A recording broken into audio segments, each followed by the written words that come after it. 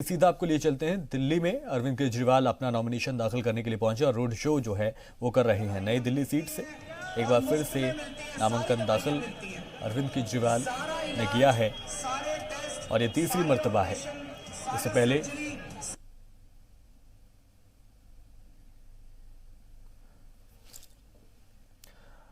पहले दो मर्तबा नई दिल्ली से ही पर्चा दाखिल किया था और दोनों ही मर्तबा अरविंद केजरीवाल ने जीत हासिल की थी और ये तीसरी मर्तबा 2020 के इलेक्शन के लिए नामांकन दाखिल करने के बाद। और आप देख सकते हैं कि एक एनर्जी से सराबोर नजर आ रहे हैं दिल्ली के सीएम अरविंद केजरीवाल, साथ में डिप्टी सीएम मनीष सिसोदिया भी मौजूद हैं।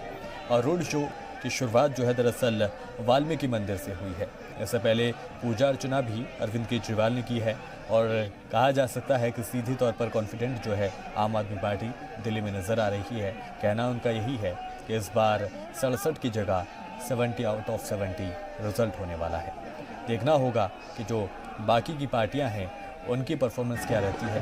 साथ ही साथ हमने ये भी देखा कल दिल्ली के सीएम अरविंद केजरीवाल की तरफ से ये बयान सामने आया कि जिस तरह से अपोजिशन की पार्टियां हैं दिल्ली में, उनका कहना है कि जो स्कीम्स दी जा रही हैं, चाहे वो 200 यूनिट तक फ्री बिजली हो, चाहे वो ख़वातीन का बस में सफ़र हो या फिर दीगर सहूलात हों, इनके बारे में अफवाह फैलाई जा रही है कि ये जब तक केजरीवाल की सरकार है या इस सेशन तक के लिए ही ये चीज़ें थीं, उसके बाद हर चीज़ के बदले पैसा जो है वसूला जाने लगेगा। और इस बात की तरतीब जो है, इस बात को रिजेक्ट जो है वो खुद अरविंद केजरीवाल ने कल कर दिया था। और केजरीवाल का सियासी सफर कैसा रहा उस पर थोड़ी सी नजर डालेंगे। आम आदमी पार्टी के नेशनल कन्वीनर हैं अरविंद केजरीवाल, 2 बार दिल्ली के वजीर आला बने हैं और दिल्ली के सबसे कम उम्र के वजीर आला हैं अरविंद केजरीवाल। 2015 में नई दिल्ली से दूसरी बार जीत हासिल की थी और नुपुर शर्मा को 32,000 वोटों से इन्होंने शिकस्त दी थी। आम आदमी पार्टी के नेशनल कन्वीनर और कहा जा सकता है कि शुरुआत जो की थी धरने प्रदर्शन से इनकी शुरुआत हुई थी और उसके बाद जो सियासी सफ़र उन्होंने शुरू किया था, तरह तरह के इल्ज़ामात लगाए गए। लेकिन अरविंद केजरीवाल का ये कहना था कि वो जिस महकमे को छोड़ के आ रहे हैं, अगर पैसा उनको कमाना होता तो वो वहाँ से कमा लेते, वो सियासत में नहीं आते। लेकिन जैसे उन्होंने सियासत में कदम रखा, तरह तरह की बातें हुई, तो लोकसभा इंतखाबात भी इन्होंने लड़ा था और वाराणसी से दरअसल ये हार गए थे। 2013 में नई दिल्ली से शीला दीक्षित को हराया था और तकरीबन 26,000 वोट का फासला जो है वो पहली जीत उससे हासिल की थी। 2015 में दूसरी बार दिल्ली के सीएम बने। 2014 में पीएम मोदी के खिलाफ भी इंतखाबी मैदान में उतरे थे, वाराणसी से जो है उतरे थे, लेकिन लोकसभा इंतखाब में वो हार गए थे। 2013 में नई दिल्ली से शीला दीक्षित को फिर इन्होंने हराया था और तकरीबन 26,000 वोट से पहली जीत इन्होंने दर्ज की थी। उसके बाद जैसा हमने बताया कि दूसरी मर्तबा दिल्ली के सीएम बने और जो पहली सरकार बनाई थी 2014 में, तब दरअसल कांग्रेस के साथ इत्तेहाद करके इन्होंने सरकार बनाई थी, लेकिन वो सरकार ज़्यादा दिन तक नहीं चल पाई थी और वो सरकार जो है वो बिखर गई थी। और उसके बाद 2015 में एक बार फिर से इलेक्शन हुआ था और ये जो इलेक्शन था दरअसल वो तारीख़ी इलेक्शन उसको कहा गया। जिस तरह से हमने देखा था, आम आदमी पार्टी ने पूरी तरह से दमखम के साथ इस इंतखाबी मैदान में उतरते हुए अपना दम दिखाने की कोशिश की थी। साथ ही साथ जो विरोध में थी, 15 साल की कांग्रेस थी, शीला दीक्षित के नाम पर इंतखाबी मैदान में उतरी थी। तो भारतीय जनता पार्टी लगातार 2015 में प्राइम मिनिस्टर नरेंद्र मोदी की हुजूरियाबी को गिनाकर जिस तरह से वो हर रियासत में करती आ रही थी, यहाँ पर भी करने की कोशिश की थी। लेकिन जो दिल्ली की आवाम थी, उन्होंने भरोसा जो दिया, या यूँ कहिए कि दिल्ली की बागडोर जिसके हाथ में थी वो था एक आम आदमी, जिसने संभाला पार्टी को। साथ ही साथ हमने फिर देखा जब 2015 में इलेक्शन हुए और 70 में से 67 सीटों पर आम आदमी पार्टी का कब्जा हुआ, तो एक तारीखी जीत इसको कहा गया था। बाकी जो 3 सीट थी वो भारतीय जनता पार्टी के खाते में गई थी और जो कांग्रेस थी, जिसने 15 साल तक राज किया था दिल्ली पर, उसको एक भी सीट जो है वो यहाँ से नहीं मिली थी। और उसके बाद एक लंबी लड़ाई जो है कहा जा सकता है केजरीवाल ने लड़ी, जिसमें पार्टी में अंदरूनी कलह भी हमने वक्त वक्त पर देखी और कई मरतबा अरविंद केजरीवाल इस तरह के इल्ज़ाम भी लगा रहे थे कि वो करना तो बहुत कुछ चाहते हैं, चूँकि यूटी है दिल्ली, लिहाजा वो कर नहीं पा रही हैं और मोदी सरकार जो है वो उनको काम नहीं करने दे रही। और उसके बाद एक कैंपेन जो है उन्होंने चलाया, उन्होंने फ़ोन के ज़रिए, एसएमएस के ज़रिए, रेडियो के ज़रिए, टीवी के ज़रिए अपने पैगाम जो है वो पहुंचाने की कोशिश की। और उनका सबसे बड़ी जो शिकायत हुआ करती थी वो यही शिकायत हुआ करती थी कि जो मरकज़ी हुकूमत है दरअसल वो उनको काम नहीं करने दे रही है, लेकिन वो पुरजोर तरीके से अपने काम को करने में लगे हुए हैं। और उसके बाद जैसे जैसे इस 2015 के इंतखाबी सेशन का ख़त्म होता हमने देखा, उसमें हमने ये देखा कि अरविंद केजरीवाल ने लगातार एक के बाद एक कई काम ऐसे किए जिसके दम पर वो आज वोट मांग रहे हैं। मोहल्ला क्लिनिक की शुरुआत दरअसल अरविंद केजरीवाल ने की और जिसके लिए एवज़ में, या यूँ कह सकते हैं कि गरीब आदमी जो महंगे इलाज को अफोर्ड नहीं कर सकता था, वो मोहल्ला क्लिनिक जाकर अपनी सेहत का ख्याल रख सकता है, अपने परिवार वालों का ख्याल रख सकता है। उसके बाद हमने ये देखा कि जो ख़वातीन थी उनकी सिक्योरिटी के ऊपर भी उन्होंने ज़ोर देने की कोशिश की। साथ ही साथ दिल्ली की जो डीटीसी बस थी उसमें ख़वातीन के लिए सफ़र जो है वो उसको फ्री कर दिया गया, जो एक बड़ी कामयाबी के तौर पर उसको गिना जाता है। साथ ही साथ हमने ये भी देखा जो घर का मुखिया है, जिसके ऊपर सबसे ज़्यादा बर्डन इस बात का होता है कि बिजली का बिल, पानी का बिल जो आता है उसका सिरदर्द एक तरह से बन जाता है, उसमें आसानी देने की कोशिश जो है दिल्ली के सीएम अरविंद केजरीवाल ने की। उन्होंने बिजली के बिल के ऊपर भी अच्छी खासी छूट देने का ऐलान किया। साथ ही साथ उन्होंने जो बिजली के बिल थे उसमें भी काफ़ी हद तक लोगों को छूट देने की कोशिश की। जैसा कि बताया कि अगर 0 से 200 यूनिट तक आपका बिल आता है तो उसके एवज़ में आपको सरकार को कुछ भी पे नहीं करना है, जो एक बड़ी हुसूलियाबी आम आदमी पार्टी की बताई जा रही है। और यही कुछ स्कीम्स हैं जिसके दम पर अब इंतखाबी मैदान में केजरीवाल फुल ऑफ कॉन्फिडेंट दिखाई दे रहे हैं और कहना उनका यही है कि हम काम के नाम पर वोट मांग रहे हैं और हम जो फैसला है दरअसल आवाम के ऊपर छोड़ देते हैं। और ये जो तस्वीरें आप देख रहे हैं ये रोड शो और एक अच्छा खासा हुजूम जो है दिल्ली के सीएम अरविंद केजरीवाल के इस कारवां में देखा जा सकता है। अच्छी खासी तादाद में लोग नज़र आ रहे हैं और अरविंद केजरीवाल का वही एक अंदाज, झाड़ू के साथ वो अपना हाथ हिला रहे थे, हालांकि फ़िलहाल उन्होंने झाड़ू को साइड में रख दिया है। साथ ही साथ डिप्टी सीएम भी यहाँ पर मौजूद हैं। डिप्टी सीएम का जिक्र करना भी यहाँ पर ज़रूरी है क्योंकि जिस तरह से सरकारी स्कूलों की छवि बनी हुई थी उनको लेकर तरह तरह की बातें हुआ करती थी। लोग कोशिश ये किया करते थे कि सरकारी को किसी तरह से स्किप किया जाए और जो प्राइवेट स्कूल हैं वहाँ पर अपने बच्चे को दाखिला दिलाया जाए। और प्राइवेट स्कूल में दिल्ली के लोगों को, दिल्ली के पेरेंट्स को अपने बच्चों को एडमिशन दिलाना एक बड़ी चुनौती होती है। लिहाजा ऐसे वक्त में जो लोग हैं या मिडिल क्लास फैमिली के लोग हैं वो सरकारी स्कूलों की तरफ राग़िब हो सकें, इसकी कोशिश जो है दरअसल डिप्टी सीएम मनीष सिसोदिया ने की। और स्कूलों को इतना हाईटेक करने की कोशिश की गई कि क्या प्राइवेट स्कूल होंगे। आप देखिए जिस तरह के स्कूल्स जो हैं बनाए गए हैं उनमें हर तरह की सहूलत दी जाती है। आपको अच्छा खासा खेल का मैदान दिया जाता है, आपको साफ़ सुथरे हवादार कमरे आपको दिए जाते हैं, पीने के लिए स्वच्छ पानी आपको यहाँ पर दिया जाता है। तो तरह तरह की चीज़ें, तरह तरह की सहूलतें जो खासकर सरकारी स्कूलों में नहीं मिलती थी, आप दीगर रियासतों में अगर देखेंगे तो आप पाएंगे कि सरकारी स्कूल आज भी उसी खस्ता हाली की ज़िंदगी गुजर रहे हैं। वहाँ के जो स्टूडेंट्स हैं उन्हें नहीं पता कि स्वच्छ पानी का मतलब क्या होता है, उन्हें नहीं पता कि हवादार कमरे क्या होते हैं। वहाँ पर आप अभी भी नीचे बैठते हैं, लेकिन यहाँ पर लोगों के लिए, स्टूडेंट्स के लिए, बच्चों के लिए खाने का माकूल इंतज़ाम, साथ ही साथ बैठने के लिए टेबल और चेयर का इंतज़ाम। तो इस तरह से कहा जा सकता है कि सरकारी स्कूलों की जो इमेज थी उसको बदलने में एक बड़ी कामयाबी हासिल की थी दिल्ली के सीएम और डिप्टी सीएम मनीष सिसोदिया ने। और आज यही बात है, इसी वजह से आज इतने कॉन्फिडेंट ये लोग नज़र आ रहे हैं और कह रहे हैं कि अब की बार 70 में से 70 सीटें ये लोग हासिल करेंगे। और खबरों में आगे बढ़ेंगे। मुल्क की मुख्तलिफ रियासतों में CAA की मुखालफत में एहतजाज मुसलसल तकरीबन 35 दिन से जारी है। आज तमाम यूनिवर्सिटी के तलबा ने जंतर मंतर का कूच किया।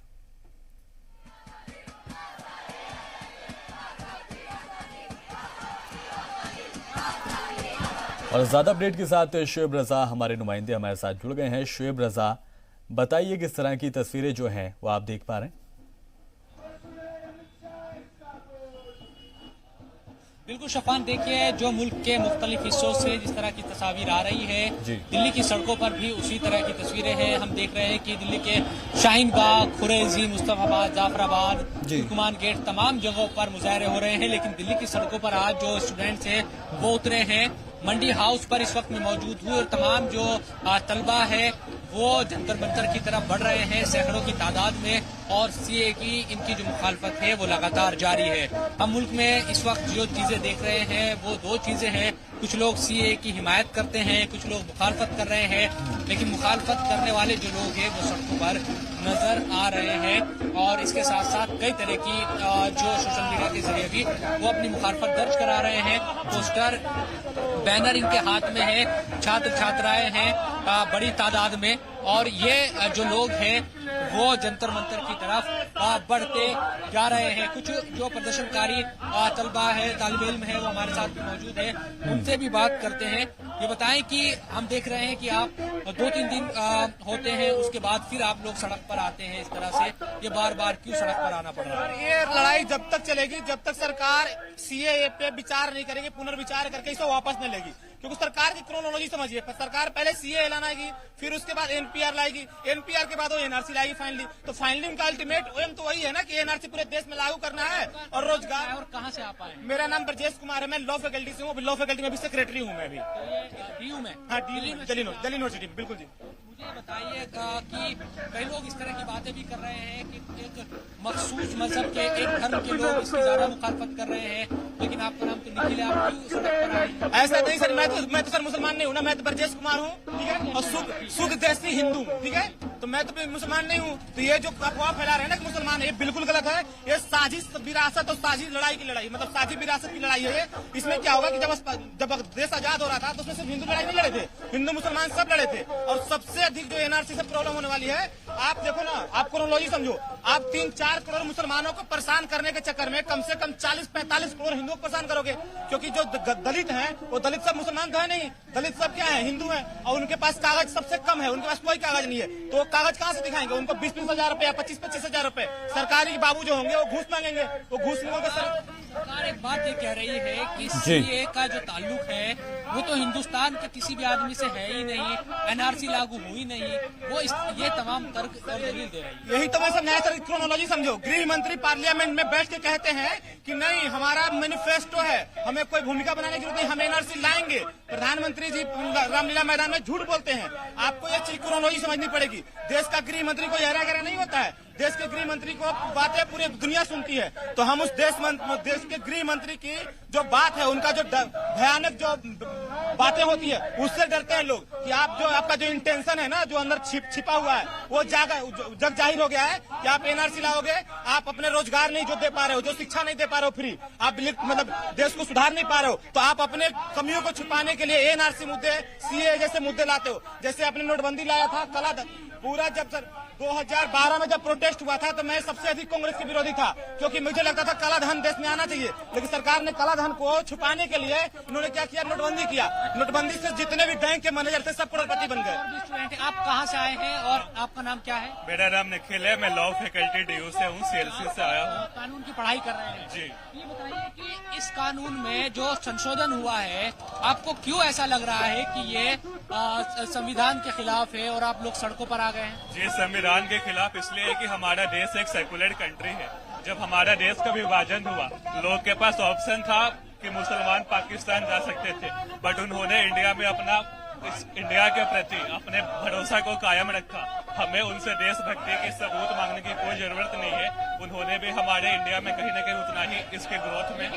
अभी तो एनआरसी लागू ही नहीं हुआ, सरकार कह रही है कि ऐसा कोई कि अभी तो योजना भी अभी नजर नहीं आती। प्रधानमंत्री ने बात कही कि कैबिनेट में जिक्र तक नहीं हुआ, फिर पहले से ही किसी चीज की मुखालफत करना कितना जायज आप मानते हैं? जी देखिए, देश में बहुत सारे मुद्दे हैं, अगर सरकार केवल एनआरसी को महत्व देती है तो एनआरसी के लिए एक बार फिर से पूरे देश की जनता रोड पे आ जाएगी, नोटबंदी जैसे हालात फिर से हो जाएंगे, देश की पूरी अर्थव्यवस्था इससे डिस्टर्ब हो जाएगी कहीं न कहीं। तो इसलिए सरकार को बेरोजगारी और अन्य शफान, तो ये तमाम जो स्टूडेंट है वो सड़क पर है। दिल्ली यूनिवर्सिटी के कुछ स्टूडेंट्स की बात आपने सुनी भी, इसके अलावा जामिया के भी कुछ स्टूडेंट्स यहाँ पर है, जेएनयू से भी बच्चे आए हैं और तमाम जो लोग हैं वो यहाँ पर अपनी मुखालफत को दर्ज कराने आए हैं। एक देखिए आप, ये माजूर स्टूडेंट्स हैं। आप सर कहाँ से आप हैं, कहाँ किस यूनिवर्सिटी से हैं? मैं ड्यू का एमए स्टूडेंट कंप्लीट कर चुका हूँ, एमए कंप्लीट कर चुका हूँ ड्यू से। आगे बढ़ा लो थोड़ा। आप आए हैं दिल्ली यूनिवर्सिटी से? हाँ जी। आप हम देख रहे हैं कि माजूर भी है, आप पैरों से चल नहीं सकते, तमाम चीज हम देख रहे हैं कि आप पैरों से चल नहीं सकते, तब भी आप लोग आप प्रदर्शन करने का आपका जो मकसद है या मैसेज है वो क्या देना सरकार को चाहते हैं आप? ये एक्ट वापस ले ये एक्ट खराब है। तो तमाम जो लोग हैं वो यहाँ पर है शफान, और अपनी अपनी तरीके से ये लोग सीए के खिलाफ अपनी बातों को रख रहे हैं। एक बड़ी बात जो नजर आ रही है कि हम पिछले कुछ दिनों में जब से पार्लियामेंट से सिटीजनशिप अमेंडमेंट एक्ट पर मुहर लगी है और उसमें संशोधन हुआ है, तब से हम देख रहे हैं कि दो तरह की राय लोगों की है। एक राय है जो उसके पक्ष में है, एक राय इसके मुखालिफ है, और जो मुखालिफ लोग हैं वो ज्यादातर कहीं ना कहीं। शुएब, किस तरह की भीड़ आप अपने पीछे देख सकते हैं? देखा जा रहा है कि अच्छी खासी तादाद में लोग हैं, क्या कुछ आप देख पा रहे हैं कितना हुजूम जो है यहाँ पर इकट्ठा है? दिल्ली में काफी ज्यादा प्रदर्शन बढ़े हैं। अमूमन जो आम दिनों में हम देखते थे कि दूसरे मुद्दों पर प्रदर्शन होते थे, अब सीए और एनआरसी की मुखालफत में ज्यादातर जो प्रदर्शन होते हैं वो नजर आते हैं। और जो अभी आप सुरक्षा व्यवस्था भी देखिए, पुलिस भी यहाँ पर मौजूद है और लोग भी बड़ी तादाद में यहाँ पर नजर आ रहे हैं अपनी मुखालफत दर्ज कराते हुए। और तमाम जो लोग हैं इसी तरह से सीए एनआरसी रिजेक्ट इस तरह की पट्टियां इन्होंने बांधी हुई है। उसके साथ साथ तमाम जो लोग हैं पोस्टर बैनर लगाकर वो यहाँ पर चलते नजर आ रहे हैं। शफान, ठीक है। शुएब, बड़ी अजीब सी परिस्थिति है। देख रहे हैं कि एक तरफ सरकार जो है वो एक कदम पीछे हटने के लिए तैयार नहीं है, जो मुजाहिरीन हैं वो भी पीछे हटने के लिए तैयार नहीं है। एक बड़ी अजीब सी दुविधा में जो है इस वक्त मुल्क के स्टूडेंट्स भी हैं, मुजाहिरीन भी और सरकार भी।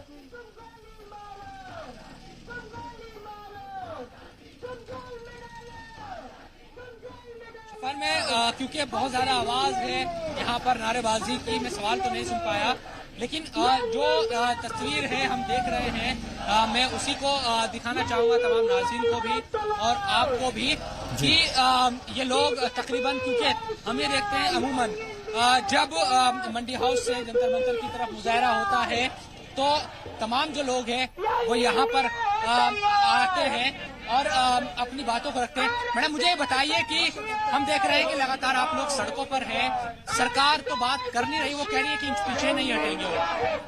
सरकार तो कह रही है कि वो इस मसले पर एक इंच भी पीछे नहीं हटेंगे। हम भी पीछे नहीं हटेंगे, हम वही हिंदुस्तानी है जो अंग्रेजों ने लाख कोशिश की थी, हम पर जुल्म ढाया था, पर फिर भी हम आजादी लेके रहे थे, हमारे बुजुर्ग आजादी लेके रहे थे। आज भी हम वही हैं हिंदुस्तानी जो हम आजादी लेके रहेंगे, हम भी पीछे नहीं हटेंगे। अभी देखिए जैसे शाहीन बाग, हम लोग शाहीन बाग से आए हैं, आज हम लोग चाह रहे थे कि बीजेपी सरकार की तरफ से कोई डायलॉग हो, वो बात करने के लिए नहीं तैयार है। हम लोग क्यों बैठे? हम चाहते हैं कि बात हो, बात करें। प्रधानमंत्री या कोई भी सरकार, हमारी दादी अम्मा ने पोस्ट कार्ड भेजा है कि मोदी जी कब आओगे, पर अब तक कहाँ है? एडमिनिस्ट्रेशन के रिप्रेजेंटेटिव आ सकते हैं तो सरकार मोदी और अमित शाह क्यों नहीं आ सकते हैं? जब 37 दिन से हम लोग बैठे हैं, महिला शक्तिकरण की बात करते हैं तो मोदी जी और अमित शाह को आना चाहिए। लोग ये कह रहे हैं शफान जी, बातचीत हो, सरकार से चाहते हैं कि बातचीत हो, बिना बातचीत के जाहिर सी बात है कोई मसले का हल नहीं निकलेगा। और पूरी तरीके से जब तक बातचीत नहीं होगी यकीनन मसले का हल नहीं निकलेगा। और इन लोगों का ये भी कहना है कि अब तक कोई भी शुरुआत जिस तरह से होनी चाहिए थी हुकूमती सतह पर बातचीत की, वो नहीं हुई है। ये चाहते हैं कि सरकार के कोई भी नुमाइंदा बात करे, शाहीन बाग या दूसरे जगहों पर भी हमने कई लोगों से बात भी की है।